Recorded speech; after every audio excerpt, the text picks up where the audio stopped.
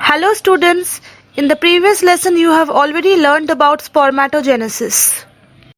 In this video we are going to talk about oogenesis, that is formation of ovum or female gamete that takes place in females. Let's begin. In the first month of gestation period, when the female embryo, that is the fetus, is growing in the mother's womb, it has got 1700 primary follicles. Now this primary follicles multiplies or proliferates and hence the number increases. In the second month of the embryonic life, you can see here that the number of follicles increase to 6 lakhs. In the fifth month of the embryonic life, follicle number increases further to 7 million. So, the primary follicle have already started dividing before the birth of a female child. After fifth month of the gestation period, this primary follicle undergo atresia. Now, what is atresia? It is the shrinking of the follicles. Now, at birth, its ovaries have 2 million primary follicles. That means after birth, no new primary follicles are formed. Now this process will continue till puberty. At this time, primary follicle number will get reduced to 60,000 to 80,000 primary follicles.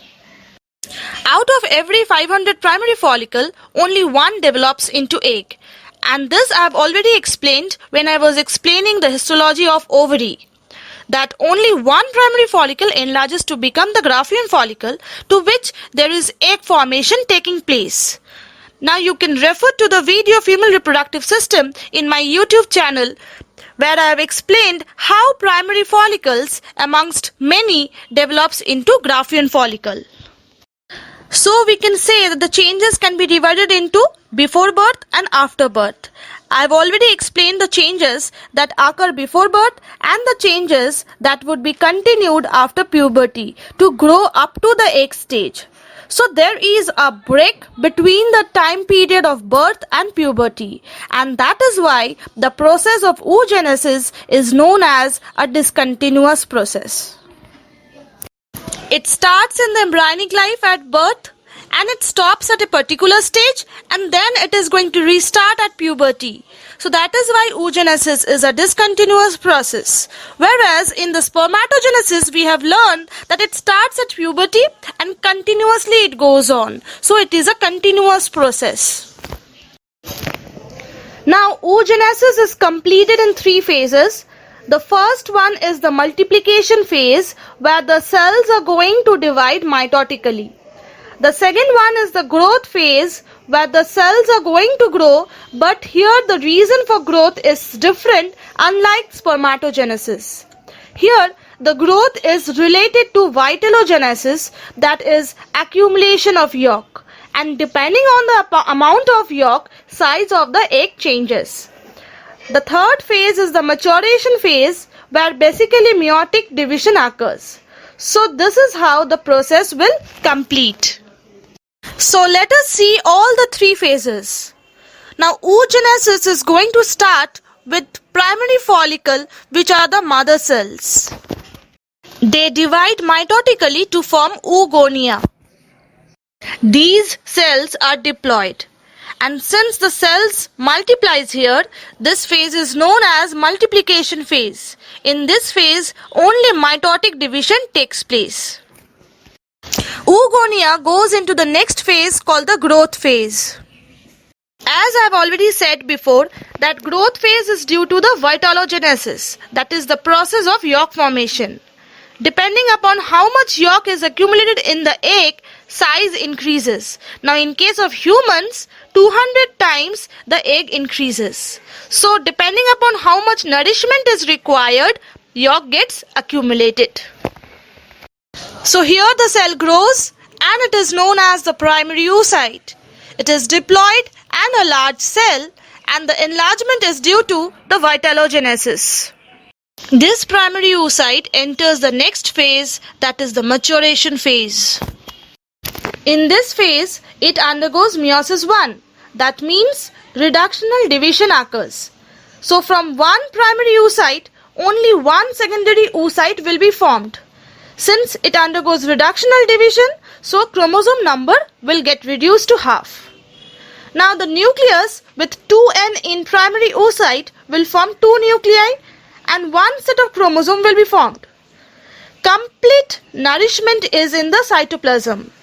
Now if cytoplasm get divided evenly, half of it will come to one cell and half of it will come to another cell. However, ultimately only one egg has to be formed. That means the other cell which is not going to change into egg, that much cytoplasm will get lost. So to avoid wastage of cytoplasm, there is unequal distribution of cytoplasm taking place. So you will find that one cell will be smaller in size and another cell will be larger in size, as I have marked here. That means one cell will have minimum cytoplasm and the other cell will have more cytoplasm. The cell which has minimum cytoplasm will degenerate later on and it is called first polar body. The large cell with almost complete cytoplasm and it is haploid in nature is the secondary oocyte. Now if you remember the structure of the ovary, this one, the egg is released at this age, that is the secondary oocyte stage. Next it undergoes meiosis II. But meiosis II is triggered only when the sperm enters. So, entry of sperm is the stimulus for secondary oocyte to divide to form egg. But here we are going to talk about the complete process, so we will continue with this. The secondary oocyte undergoes meiosis II, that is, it undergoes equational division. But the cytoplasm is to be retained to one cell. So, one cell will be of larger size with more cytoplasm and the other cell will be of smaller size with less cytoplasm. As you can see here, the smaller cell is the second polar body and the bigger cell is known as the oocyte or ovum or egg, you may say. So you need to know in which stage oogenesis gets arrested. Now when primary oocyte undergoes meiosis I, it gets arrested in the diplotin stage of prophase 1 of meiosis I. It stops here until the female fetus bonds, attains maturity and menstrual cycle starts, secondary oocyte taking place and the ovum will get released. As I have said before, that the secondary oocyte will undergo meiosis II only if it gets triggered by the sperm. So at this time, it gets arrested again in metaphase 2 of meiosis II. It remains arrested until it reaches ovulation and fertilization stage. After fertilization, meiosis II will complete, that is, formation of oocyte or ovum markers from the secondary oocyte. And after the formation of ovum, the male pronuclei and the female ovum meets and fertilization gets completed. So this was all about the entire process of oogenesis. In the next phase, we are going to learn about menstrual cycle. Thank you.